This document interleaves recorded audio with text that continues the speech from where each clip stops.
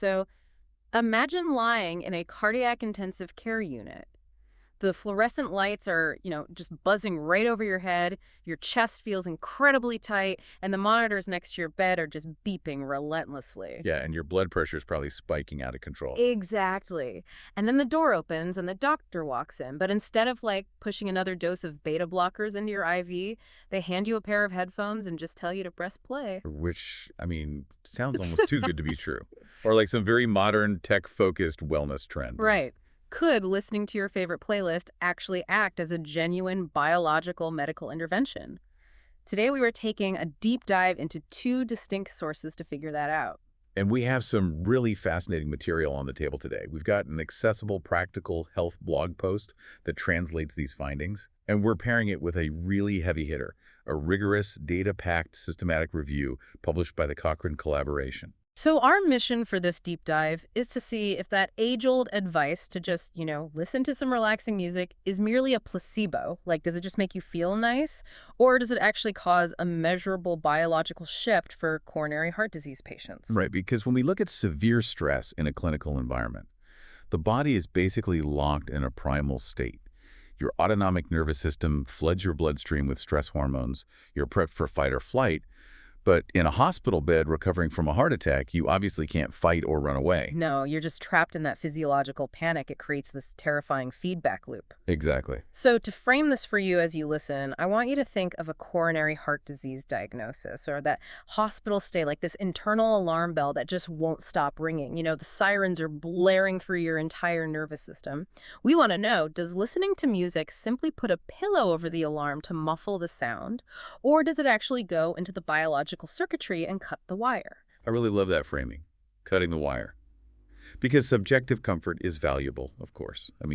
Muffling the alarm feels nice. Sure. But objective physiological change, mechanically altering how the body operates, is what medical science demands before adopting any intervention. And the Cochrane Review researchers didn't just, hand out questionnaires asking patients how they felt. They hooked them up to biometric monitors. Okay, let's unpack those biometrics. Moving from the emotional experience to the hard science, what exactly did the review find when they measured these patients' physical bodies?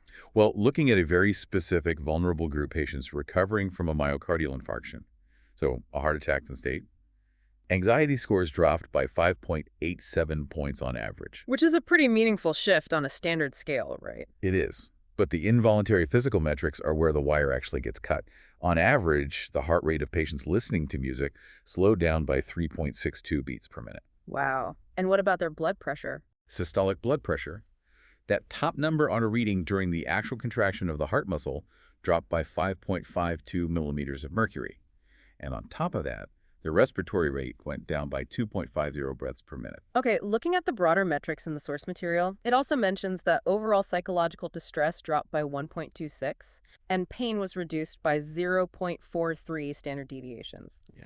And I have to pause here because standard deviations sounds like a math equation, not a human experience.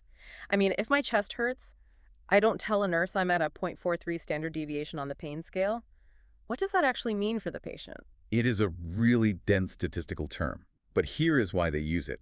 The Cochrane Review is combining dozens of different studies, and they don't all measure pain the exact same way. Whoa, like some use a 1 to 10 scale and some use those little visual faces? Exactly, yeah, or a 100-point index. So to compare apples to apples, researchers use standard deviations to measure the effect size across the board. In practical terms, a reduction of almost half a standard deviation is highly noticeable to the patient. It might literally be the difference between pain that requires an immediate IV narcotic and pain that's manageable enough to finally drift off to sleep. That makes total sense, but that brings up a healthy amount of skepticism for me, I think. How so? Well, if I look at those raw numbers, a drop of 3.62 beats per minute or taking 2.5 fewer breaths a minute on paper, that doesn't sound like a massive plunge. If I check my smartwatch and my heart rate is 3 beats slower today, I don't really care. So why is a seemingly tiny shift actually a big deal for a heart patient?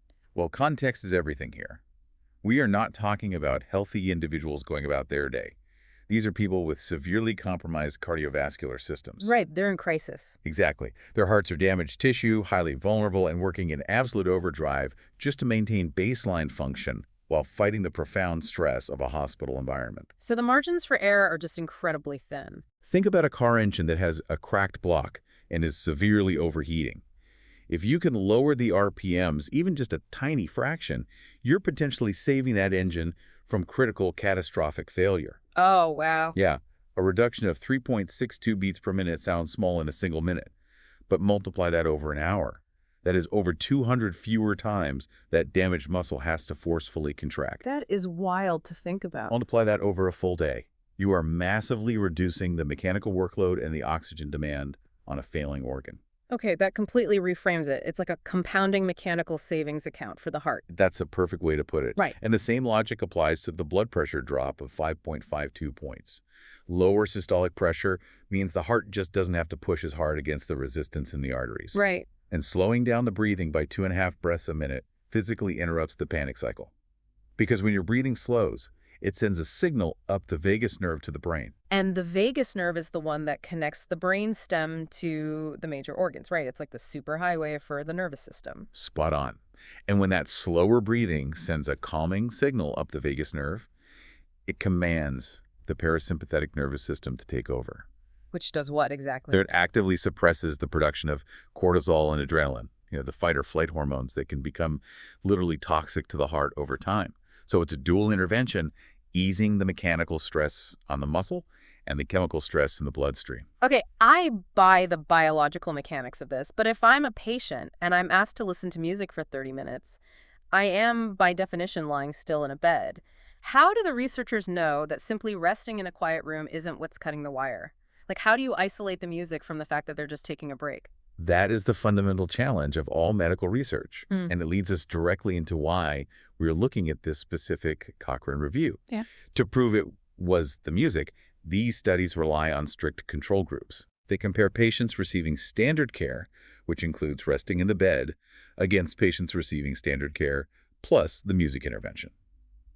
The drops in heart rate and blood pressure are the differences observed between those two groups. Which means the music is doing the heavy lifting above and beyond just resting. Exactly. But that brings us to the methodology. Because, let's be honest, you can find a study online to prove almost anything these days. Oh, absolutely. So I want to introduce an analogy to make this dense Cochrane process relatable. Think of medical research like a municipal water supply. You start with this massive, murky lake of internet claims, wellness blogs, and thousands of isolated medical studies. Right. A lot of noise. Yeah, some of it is pure, but a lot of it is contaminated by bad methodology or bias. Yeah. So the Cochrane Review acts like a multi-stage industrial water filtration system or like the world's strictest nightclub bouncer. They pass all those studies through increasingly restrictive filters until only a few drops of undeniable, scientifically pure truth make it into the final glass. And that filtration process is exactly what makes Cochrane the gold standard in evidence-based medicine.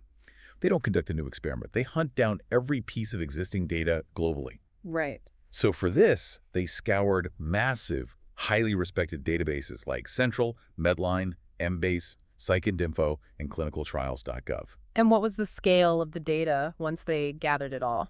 The final purified data pool consisted of 26 different studies, which cumulatively followed 1,369 people with coronary heart disease. Wow. Yeah, getting a sample size of over 1,000 patients for this type of specific intervention gives us immense statistical confidence in those averages. But the fascinating part is looking at the filters themselves. Like, what gets a study thrown out of the review? The source material details their risk of bias checks, and one of the things they demand is central randomization using serially numbered, opaque, sealed envelopes. Yes. I read that and immediately thought of a spy novel. Why on earth is an opaque, sealed envelope a deal breaker for a hospital study about music? Because human nature constantly threatens to ruin good science. Imagine a nurse or a well-meaning researcher who knows which patient is going into the music group and which is going into the control group. Okay. They might subconsciously alter the experiment. Like they might look at a patient who is clearly in severe distress and think, oh, this person really needs the music, and slip them into that group. Or withhold it from someone who seems perfectly calm. Oh, wow. Which completely destroys the randomization. You're no longer testing the music at that point. You're testing the nurse's intuition. Precisely. By using sequentially numbered envelopes that you cannot see through and that are securely sealed, it removes the human element from the assignment process. No one knows what the patient is getting until the envelope is actually opened in the room. That makes total sense. If a study didn't take precautions like that, Cochrane flagged it for a high risk of bias. I imagine another big problem with an intervention like music therapy is that people just get bored, or the headphones are uncomfortable and they just take them off. Did the reviewers account for people who just quit the studies halfway through? They scrutinized dropout rates incredibly closely. To pass through the filter, a study needed a dropout rate of less than 20%. But even more importantly, the reasons for people leaving the study had to be virtually identical across both the music group and the control group. Right, because if 30% of the music group quits, but only 5% of the control group quits, that tells you the intervention itself is flawed. Exactly. Maybe the protocol interfered with their medical care or the music was too loud.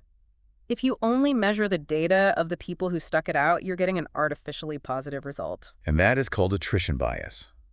It ruins countless studies. Ensuring the dropout rates are balanced means the music intervention isn't secretly driving patients away. And they applied one final, crucial filter regarding selective outcome reporting. This is the one that feels the most deceptive when it happens. It is entirely deceptive. Selective reporting happens when a researcher measures, say, 10 different variables: heart rate, blood pressure, pain, anxiety, sleep quality, and so on. But when the study concludes, they only publish the results for the 2 variables that showed a positive improvement, and they quietly bury the 8 variables that showed no change. That's just wild. It happened. But Cochrane reviewers cross-referenced the original pre-registered study protocols with the final published papers to ensure absolutely no data is being hidden in a drawer. So if a study didn't have the sealed opaque envelopes, or if they had disproportionate dropouts, or if they tried to hide neutral data, they are blocked by the filter. They do not make it past the bouncer. No. Only the most pristine, rigorously conducted studies made it into that pool of 1,369 patients, which is why we can confidently say the drop in blood pressure and heart rate is a biological reality, not a statistical illusion. It is a highly vetted, objective truth.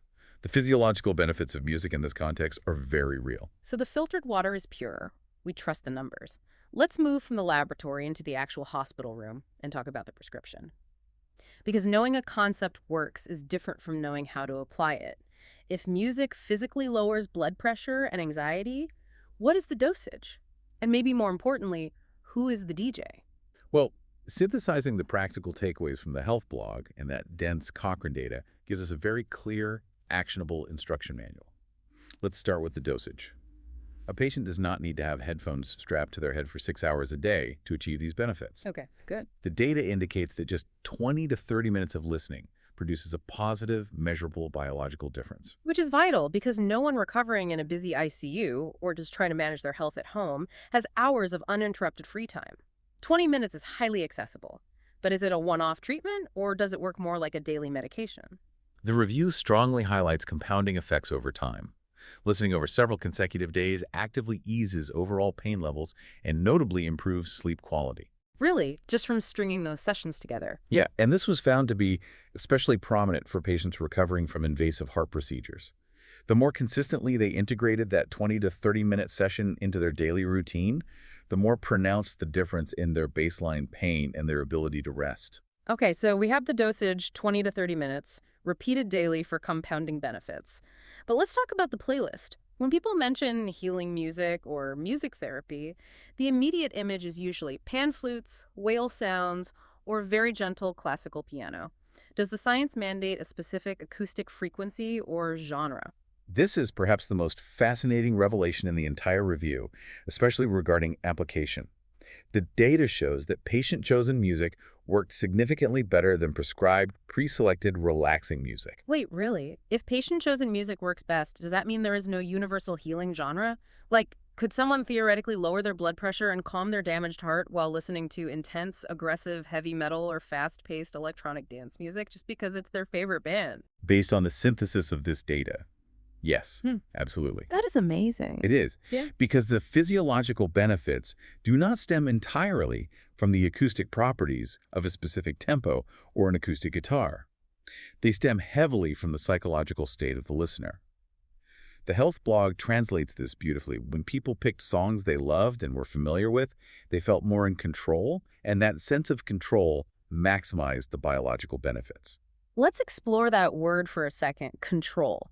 Because if you think about the reality of being a coronary heart disease patient in a hospital, you have zero control over your own existence. You are entirely stripped of your agency. You're wearing a thin gown someone else gave you. You're eating terrible food that someone else scheduled. Strangers are waking you up, poking you with needles, drawing your blood, and wheeling you into giant, intimidating machines. Your own body, the thing you are supposed to control, has literally betrayed you. It is a profoundly dehumanizing experience. And that lack of agency is one of the primary driving forces behind severe psychological distress and state anxiety. The hospital environment inherently breeds helplessness. By simply handing a patient a device and saying, "You choose the music," you are handing them back a critical piece of their autonomy. It restores their identity. Exactly. If a patient feels empowered, comforted, and grounded by a heavy metal track because it is deeply familiar to them, because it represents who they are outside of that sterile hospital bed, that specific track will initiate the parasympathetic relaxation response far more effectively than a generic track of ocean waves that they find annoying, condescending, or alienating. Right, like being forced to listen to elevator music. Exactly. The familiarity signals safety to the brain, and safety allows the vagus nerve to tell the heart to slow down. This brings us to a massive takeaway for anyone listening to this deep dive right now as you go about your day. Even if you do not have coronary heart disease, even if your cardiovascular system is in perfect shape, this data proves something fundamental about human biology. It really does. Setting aside just 20 to 30 minutes for your favorite music, the music you actively choose, whether that's Mozart, Metallica, or a 90s pop anthem, is a scientifically backed, rigorously tested, entirely drug-free habit. It is a verified tool to support your well-being and actively lower your baseline stress. We know it physically lowers heart rate. We know it lowers systolic blood pressure. We know it slows respiration and shifts the nervous system out of fight or flight. Your body and your mind will physically thank you for building that 20-minute window into your day. But before we wrap up, I want to leave you with a fascinating unsolved mystery directly from the pages of the Cochrane Review. Because the scientific method is never truly finished, and every answer usually spawns 3 new questions. Right. Well, the review definitively proves that music works as an intervention. The scientists explicitly note several critical open questions they are still trying to untangle to fully optimize this treatment. The source material lists these out, and they highlight how much nuance is still left to discover. They know a 20 to 30-minute dose works, but they're still asking, are there optimal lengths that work even better? Does a 45-minute session yield diminishing returns? Or do multiple shorter sessions throughout the day lead to vastly superior biological results compared to just one block of listening? Exactly. And they also highlight the mystery of timing, which is deeply tied to circadian rhythms. For people who have suffered a myocardial infarction, are there preferred times during the day to listen? Does morning listening establish a calmer baseline to prevent daily stress spikes? Or does evening listening better prepare the body for the restorative sleep necessary to heal damaged tissue? And for procedural patients, people who are actually being wheeled into the operating room for heart surgery, what is the most effective time to start the music?